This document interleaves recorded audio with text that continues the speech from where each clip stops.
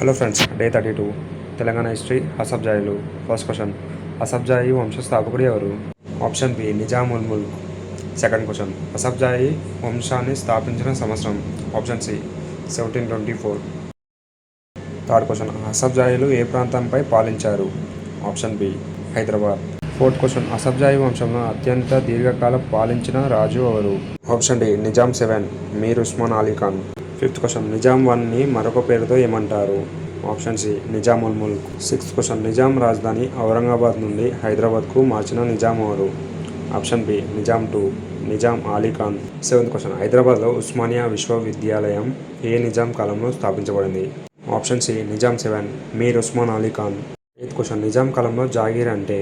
Option B రాజులకిచ్చే భూదానం. Ninth question, Asaf Jahi వంశం మొత్తం నిజాంల సంఖ్య. Option C 7. 10th క్వశ్చన్, హైదరాబాద్ను భారత్లో విలీనం చేయడానికి జరిగిన సైనిక చర్య పేరు?